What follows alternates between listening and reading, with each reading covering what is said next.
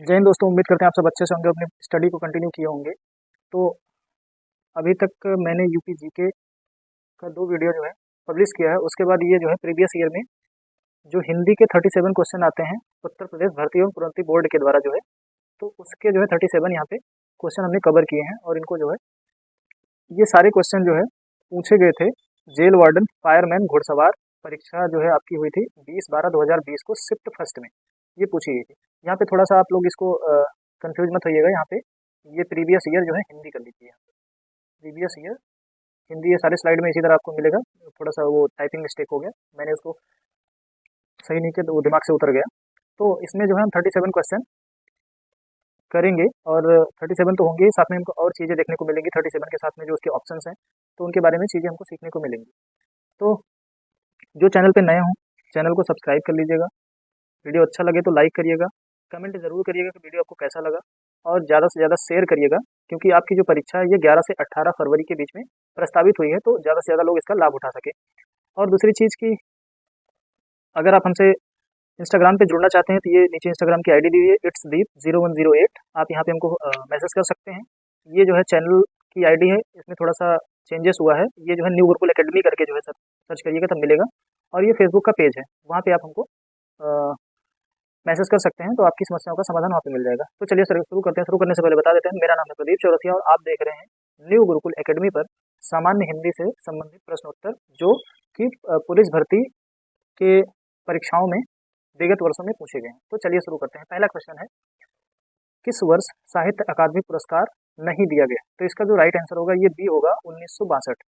अब देखो यहाँ पे 1962 में साहित्य अकादमी पुरस्कार नहीं दिया गया था, और ये जो पुरस्कार दिया जाता है एक साहित्यिक सम्मान के स्वरूप में दिया जाता है। यानी कि आप जो है आपकी जो कोई साहित्यिक विधा है 24 भाषाओं में, 22 भाषाएं तो आपकी जो संविधान में है, प्लस 2 भाषा आपकी जो ये राजस्थानी और अंग्रेजी, इनमें जो है ये दिया जाता है।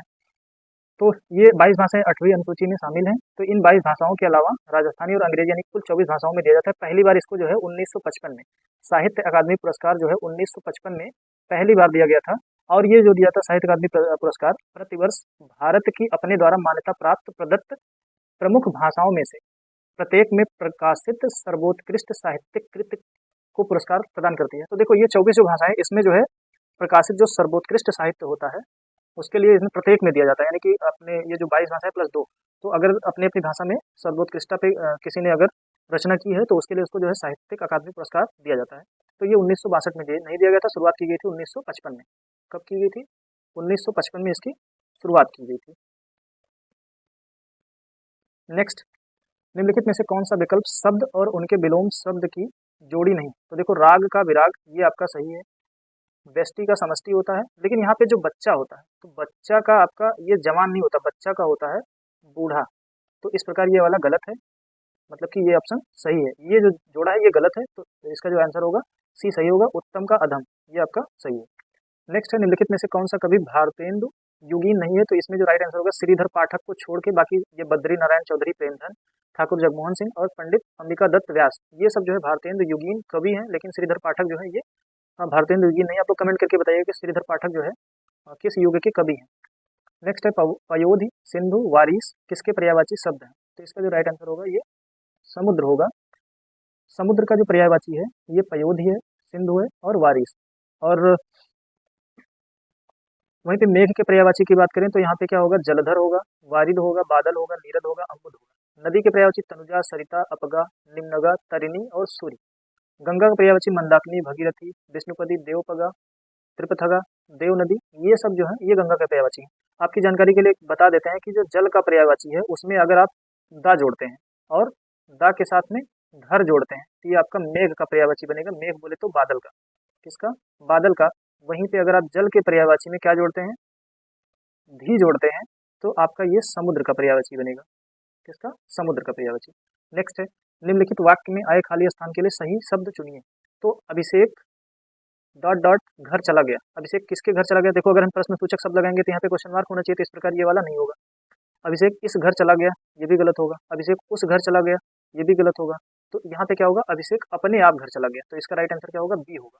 नेक्स्ट है, सन 2019 में व्यास सम्मान किसे प्रदान किया गया? तो इसका जो राइट आंसर होगा नासिरा शर्मा।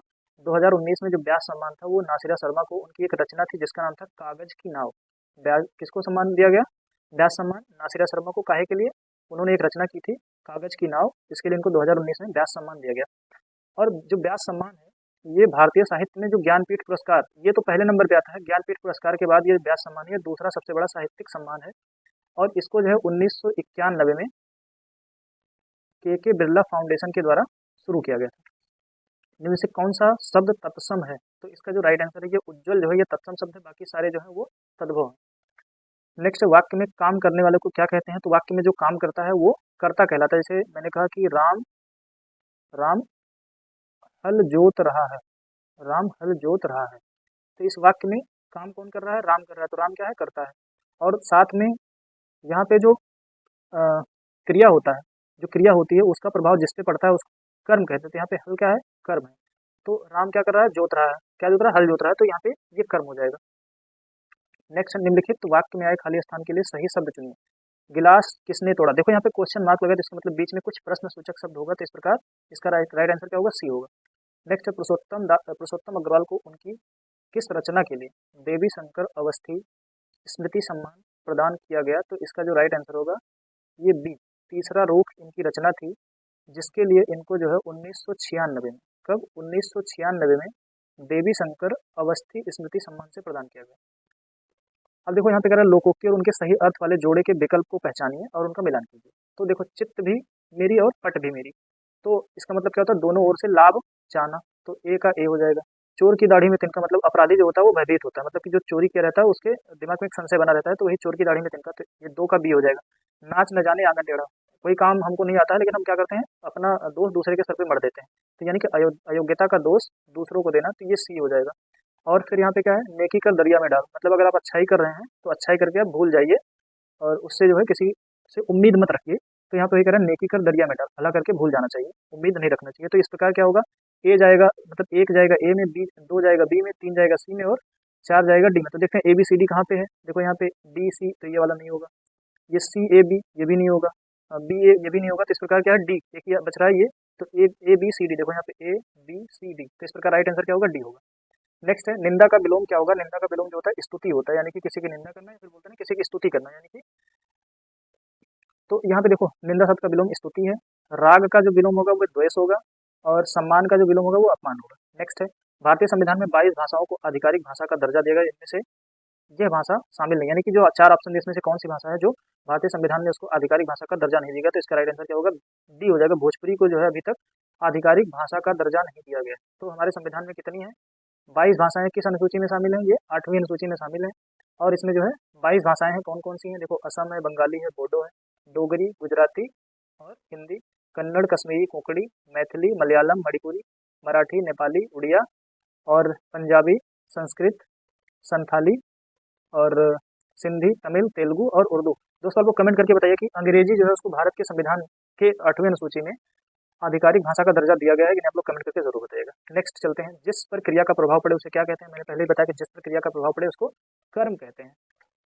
यहाँ पे निम्नलिखित वाक्यांश में अपादान कारक प्रयुक्त हुआ है। तो जब देखो, जब कोई दो वस्तु एक दूसरे से अलग हो रही होती हैं तो वहाँ पे अपादान कारक का बोध होता है, यानी कि जब कोई वस्तु के अलगाव का बोध होता है तो वहाँ पे अपादान कारक होता है। जैसे पेड़ से गिर पड़ा, तो पेड़ से गिरा, इसका मतलब वो जो है पेड़ से उसका संपर्क टूटा, तो पेड़ से गिर पड़ा, इसका मतलब ये भी होगा, पेड़ से गिर पड़ा में अपादान कारक का प्रयोग हुआ है, क्योंकि अपादान कारक परसर्ग का जो चिन्ह होता है वो से होता है, तो इससे जो है अलगाव। अब वहाँ पे श्याम का घर, तो यहाँ पे देखो में संबंध कारक है। आरी से काटो, यहाँ पे करण कारक लगा हुआ है। निम्नलिखित में से सही वाक्य की पहचान कीजिए। मैं रविवार के दिन तुम्हारे घर आऊंगा, तो गलत है, क्योंकि यहाँ पे देखो वार भी लिखा हुआ है और दिन भी लिखा हुआ है। वार का मतलब ही दिन होता है, तो इस प्रकार ये दोनों नहीं होगा। मैं रविवार को तुम्हारे घर आऊंगा। अगला देख लेते हैं, सी मैं रविवार को तुम्हारे घर को आऊंगा, तो यहाँ पे ये गलत है, तो इस प्रकार ये गलत होगा। मैं रविवार दिन को तुम्हारे घर आऊंगा, ये भी गलत है, इस प्रकार बी इसका राइट आंसर होगा। बाकी सारे जो है वो त्रुटिपूर्ण है। नेक्स्ट है 17 में निम्नलिखित में सही वाक्य की पहचान कीजिए। वह क्या जाने कि मैं कैसे जी रहा हूँ, वह कैसे जाने कि क्या मैं जी रहा हूँ, ये गलत होगा। वो क्या जाने कि मैं कैसे जी रहा हूँ, देखो यहाँ पे ये लगा हुआ है ना, इस प्रकार ये गलत होगा। और वे क्या जाने कि मैं कैसे जी रहा हूँ, ये वाला भी गलत होगा, तो इसमें जो राइट आंसर होगा ये ए हो जाएगा। विरोधी पक्ष का वाक्यांश के लिए एक सार्थक शब्द, तो जो विरोधी होता है, विरोधी पक्ष, उसको बोलते हैं विपक्षी। तो जैसे मान लो यहाँ पे अगर हम ले लेते हैं कि दो पार्टी ले लिया, जैसे यूपी में मान लेते हैं कि दो राजनीतिक पार्टी लेते हैं, एक ले लिया मैंने बीजेपी, ठीक है। बीजेपी का जो अपोनेंट है मान लेते हैं एसपी यानी कि समाजवादी पार्टी, तो ये जो है विरोधी पक्ष है, तो इसको हम बोलेंगे क्या, इसको विपक्षी पार्टी बोलेंगे, और इसको बोलते हैं सत्ता पक्ष, इसको बोलेंगे सत्ता पक्ष। तो अब अन्य जो है पक्षपाती, मतलब जो किसी एक का पक्ष लेने वाला, उसको पक्षपाती बोलते हैं। विपक्षी मतलब कि जो दोनों पक्षों में पड़ने वाला हो, जैसे कि जो शादी करवाने वाला होता है इसको बिचौलिया बोलते हैं, उसको विपक्षी बोल सकते हैं, क्योंकि वो दोनों तरफ से जो है भूमिका निभाता है। 19 नंबर में बधूत्सव का संधि विच्छेद क्या होगा, ये गलत है। यहाँ पे बधूत्सव में जो दीर्घ संधि है, दीर्घ स्वर संधि, वो यहाँ पे है, तो इसका जो है बधू प्लस उत्सव। तो देखो बधू का यहाँ पे ऊ है दीर्घ ऊ, और उत्सव का हस है, तो ये दोनों मिलकर क्या बने, दीर्घ। तो यहाँ पे दीर्घ स्वर संधि का प्रयोग हुआ है जब दो सवर्ण मिलकर दीर्घ हो जाते हैं, कि दो जो सवर्ण होते हैं, जैसे आ और आ मिला तब भी ये आपका दीर्घा बनेगा, और हस्वा और दीर्घा मिला तब भी ये क्या बनेगा, ये आपका आ बनेगा। तो वही कह रहा है कि जब दो सवर्ण मिलते हैं, यानी कि सवर्ण मतलब एक समान के वर्ण, सजातीय वर्ण मिलते हैं, तो वो क्या हो जाते हैं, वो दीर्घ हो जाते हैं। तो जैसे मान लो यहाँ पे आ ई उ और री के बाद हस्व या दीर्घ स्वर आए, तो ये दोनों क्रमशः आ ई और उ और री हो जाते हैं। जैसे अन्न प्लस अभाव, तो देखो अन्न में अगर इसको हम ऐसे तोड़ें, तो ये जो अन्न है अ न न, और यहाँ पे क्या है आ, तो ये देखो आ निकला, और अभाव का यहाँ पे आ, तो ये दोनों मिलके क्या बने, यहाँ पे ये दीर्घा बना, तो यहाँ पे दीर्घ संधि है। निम्नलिखित में से कौन सा संधि विच्छेद का एक गलत उदाहरण है, एक है महाओज, बी है पौ प्लस अक, सी है नौ प्लस इक, और डी है परो प्लस उपकार। ये गलत है, यहाँ पे क्या होगा, पर प्लस उपकार तो सही होता, अदरवाइज ये गलत है। तो देखो महा प्लस ओज, ये जो है महोज, यहाँ पे वृद्धि संधि है, क्या है, वृद्धि संधि, मतलब कि अगर आ और यहाँ पे ओ ऐसा कुछ मिले, तो यहाँ पे क्या होता है, वृद्धि संधि, और यहाँ पे अयादि है, औ प्लस, देखो औ और आ, तो ये देखो यहाँ पे क्या है, ये अयाद संधि है, और ये देखो यहाँ पे भी नौ है ना, तो औ प्लस एक, यहाँ पे भी अयाद संधि है। नेक्स्ट निम्नलिखित में कौन सा तत्सम तद्भव जोड़ी का सही विकल्प नहीं, देखो सूत्र का सूत होता है, ये सही है, हस्त का हाथ होता है, ये भी सही है, चक्र गोला ये गलत है, बाकी ग्राहक का ग्राहक, तो ये सारे सही हैं। बाकी हाँ एक चीज, आप इस तरह के क्वेश्चन थोड़ा सा ध्यानपूर्वक पढ़िएगा कि तत्सम तद्भव लिखा है या फिर तद्भव तत्सम लिखा है, अक्सर ऐसे दे देगा घुमा के, और आप जो है जल्दबाजी में गलत करके चले आएंगे। नेक्स्ट है सुधी मनीषी बुद्ध इनमें से किसके पर्यायवाची हैं, तो ये जो है पंडित का पर्यायवाची है।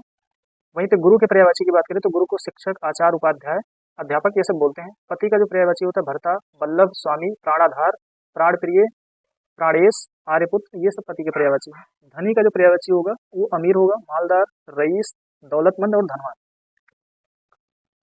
23 नंबर में बाग बाग होना, बोलते हैं ना दिल गार्डन गार्डन होना, मतलब कि खुश हो जाना। तो यहाँ पे राइट आंसर क्या होगा, खुश हो जाना, बाग बाग होना का मतलब होता है खुश हो जाना।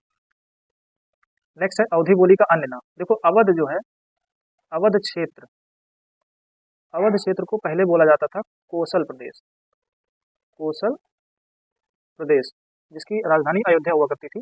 तो यहाँ पे इसीलिए अवधि बोली को कोसली नाम से जाना जाता है। तो यहाँ पे देखो, यहाँ पे सा लिखा हो, यहाँ पे सा लिखा, तो थोड़ा सा आप इसको क्लियर कर लीजिएगा। निम्न उपन्यासों में से कौन सा मृदुला गर्ग द्वारा रचित नहीं, तो इसका जो राइट आंसर होगा ये बी होगा, रुकोगी नहीं राधिका। इसको जो है उषा प्रियंवदा की रचना है, क्योंकि रुकोगी नहीं राधिका ये जो है उषा प्रियंवदा के द्वारा लिखा गया। बाकी उसके हिस्से की धूप, चितकोबरा और मैं, उसके हिस्से की धूप इन्होंने लिखा 1975 में, चितकोबरा लिखा 1979 में, और मैं और मैं इसको 1984 में किसके द्वारा लिखा गया, मृदुला गर्ग के द्वारा, मृदुला गर्ग के द्वारा। नेक्स्ट, निम्न में से किस साहित्यकार को प्रेमचंद की कहानियों का काल क्रमानुसार अध्ययन के लिए व्यास सम्मान प्रदान किया गया, तो इसका जो राइट आंसर होगा सी होगा, कमल किशोर गोयनका। प्रेमचंद की कहानियों का जो काल क्रमानुसार अध्ययन किया कमल किशोर गोयनका ने किया, और इसके लिए इनको 2014 में व्यास सम्मान से नवाजा गया। कौन सा व्यास सम्मान किसने किया, गोयनका, कमल किशोर गोयनका, के गोयनका। नेक्स्ट है, निम्न में कौन सा असुर का पर्यायवाची शब्द है, तो ये निशिचर होगा, धनुज होगा, राक्षस होगा, महाकाय नहीं होगा, क्योंकि महाकाय गणेश का पर्यायवाची बोलते हैं ना, वक्रतुंड महाकाय सूर्य कोटि समप्रभा। तो यहाँ पे जो ये महाकाय है, महाकाय ये गणेश जी का जो है पर्यायवाची है, यानी कि गणेश का पर्यायवाची। नेक्स्ट, निम्नलिखित में तद्भव शब्द कौन सा है? पूछ रहा है कि तद्भव शब्द कौन है। विकार आपका यहाँ पे तत्सम है, दंड जो है ये तत्सम है, कोकिल जो है ये तत्सम है, लेकिन जो नींद है ये आपका तद्भव शब्द है। क्या है? नींद आपका ये तद्भव है। इसका जो तत्सम होगा ये होगा निद्रा, तो इसका जो राइट आंसर होगा ये डी हो जाएगा। ये तद्भव है, बाकी सारे तत्सम है। 29 में इनमें से जो पहले कभी ना हुआ हो का व्यक्त करने वाला कौन सा शब्द? जो पहले कभी ना हो उसको बोलते हैं अभूतपूर्व। क्या बोलते हैं? अभूतपूर्व। जो पहले हो चुका होता है उसको बोलते हैं भूतपूर्व, और जिसके जैसा कोई ना हो तो उसको बोलते हैं अद्वितीय, जिसको इंग्लिश में कहते हैं यूनिक। और जिसका आरंभ ना हो, जिसका आरंभ ना हो उसको बोलते हैं अनादि। यहाँ पे ये वर्तनी की दृष्टि से ये गलत लिखा हुआ है, ये ऐसे लिखा जाएगा, यहाँ पे अनादि लिखा हुआ है लेकिन ये अनादि। नेक्स्ट है मार्तंड, अर्क, अंशुमाली, इनमें से किसके पर्यायवाची शब्द है? तो ये जो है सूर्य का पर्यायवाची है। किसका? सूर्य का। मार्तंड है, अर्क है, अंशुमाली, ये सब सूर्य के पर्यायवाची। वहीं पे चंद्र के पर्यायवाची की बात करें तो चंद्र का पर्यायवाची चांद होगा, हिमांशु होगा, शशि, सारंग, निशाकर और सुधाकर। रोशनी का पर्यायवाची होगा प्रकाश, प्रभा और ये ज्योति। वहीं पे रेखा का पर्यायवाची लकीर। 31 नंबर में मैं भंगी हूँ आत्मकथा के लेखक कौन है? तो इसके जो लेखक हैं इनका नाम है भगवान दास, और ये जो मैं भंगी हूँ भगवान दास के द्वारा लिखी गई 1981 में, और ये जो है पहली दलित आत्मकथा थी। पहली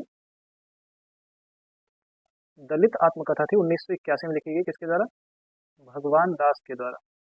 भगवान दास के द्वारा। नेक्स्ट है मलबे का मालिक कहानी के कहानीकार कौन है? तो राइट आंसर भी होगा मोहन राकेश। मोहन राकेश की कुछ अन्य रचनाएं हैं, अंडे के छिलके और आधे अधूरे, ये जो मोहन राकेश की रचनाएं हैं। अब देखो यहाँ पे कह रहा है कि ये प्रश्न संख्या 33 से 37 के लिए इस पैरा को पढ़ना है और उसके आधार पे इनके जो प्रश्न दिए हुए हैं उनका उत्तर देना है। तो इसको हम दो तरह से कर सकते हैं। सबसे पहले प्रश्न पढ़ के उसके बाद इसको पढ़ें। तो कह रहा है अतीत के विषय में जानने की लालसा कब और बढ़ जाती है? तो हमारे यहाँ के, चलिए पढ़ना शुरू करते हैं। हमारे यहाँ के विद्वान पुनर्जागरण पर इतना अधिक ध्यान देते हैं कि यदि हम उसे पढ़ें तो अतीत के विषय में जानने की हमारी लालसा बढ़ जाती है। देखो यहाँ तक मिल गया ना हमको। तो यहाँ पे क्या है? भारतीय विद्वानों के पुनर्जागरण संबंधी विचारों को पढ़कर, तो ये डी आपका सही होगा। जूतों की माला से किसका स्वागत किया गया? अब इसके आगे पढ़ते हैं। कहाँ तक पढ़ा था मैंने? यहाँ तक। हमें यह अनुभव कराया गया कि संपूर्ण भारत रामकृष्ण, विवेकानंद और दयानंद जैसे महापुरुषों की मंडली है। हमें यह भी अनुभव कराया गया कि औरतों की दशा बहुत अच्छी थी और जातीयता को प्राणघातक मान लिया गया था। इसके अलावा कुछ दूसरी चीजें भी उस दौरान घटी थी जिसके बारे में हम बात नहीं करते। एक हिंदी भाषी प्रांत में दयानंद को जूतों की माला से स्वागत किया गया था। यहाँ पे जूतों की माला से स्वागत किया गया था। तो किसका जूतों की माला से स्वागत किया गया था? दयानंद का। अब चलिए आगे देखते हैं। नेक्स्ट, बाद में कौन सी संस्था अत्यधिक पुरातन पंथी हो गई? ठीक है, अब यहाँ तक हमने किया, स्वागत किया गया था। अब आगे इसके पढ़ते हैं। जब आर्य समाज और ब्रह्म समाज मौजूद था उसी समय सनातन धर्म सभा और भारत धर्म सभा भी स्थापित हुई। दयानंद शास्त्रार्थ में हरा दिए गए।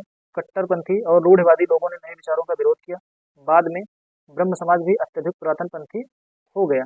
तो देखो मिल गया ना। यहाँ पे कह रहा है कि बाद में कौन सी संस्था अत्यंत पुरातन पंथी हो गई, तो मिल गया ना कि बाद में ब्रह्म समाज भी अत्यंत पुरातन पंथी हो गया। तो ये आपका सी होगा। 36 में देखते हैं ब्रह्म समाज का के संदर्भ में, ब्रह्म समाज के संदर्भ में असत्य कथन है। अब देखो यहाँ पे ब्रह्म समाज के बारे में देख लेते हैं कि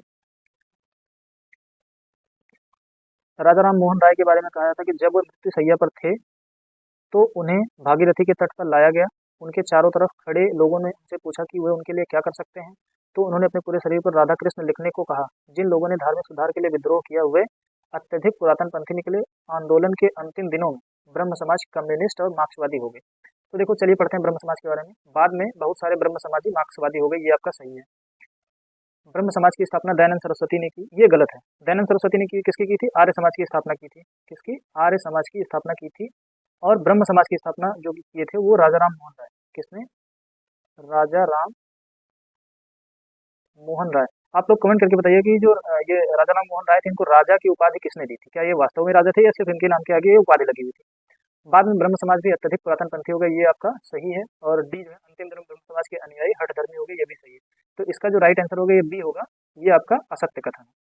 37 में देखते हैं, निम्न में कौन सा विद्वान शास्त्रार्थ में हरा दिया गया। तो मैंने बताया पहले ही कि दयानंद जो है ये शास्त्रार्थ में हरा दिए गए थे। तो इस प्रकार दोस्तों हम लोगों ने इस वीडियो में 36 क्वेश्चन को जो है वो कवर किया है, और इस 36 के साथ में कम से कम हमको 2 या 3 क्वेश्चन और मिले हैं। तो इस प्रकार हम कह सकते हैं कि इसमें 50+ क्वेश्चन को हमने कवर किया है। और आई रिपीट अगेन, ये जो है उत्तर प्रदेश पुलिस भर्ती प्रोन्नति बोर्ड लखनऊ 2020 के द्वारा जो परीक्षा आयोजित की गई थी, जेल वार्डन फायरमैन घुड़सवार परीक्षा 20/12/2020 को शिफ्ट 1 में, तो उसमें ये जो है पूछा गया था। तो ये हमने इसमें कंप्लीट किया। इसके बाद फिर अगला जो है इसी का शिफ्ट 2 में जो पेपर हुआ था उसको, जो 37 क्वेश्चन थे हिंदी के, उसको कवर करेंगे और उसका जो है विश्लेषण करेंगे। तो इस प्रकार 37 जो क्वेश्चन थे और हमको जो आंसर मिलेंगे कम से कम 50+ मिलेंगे।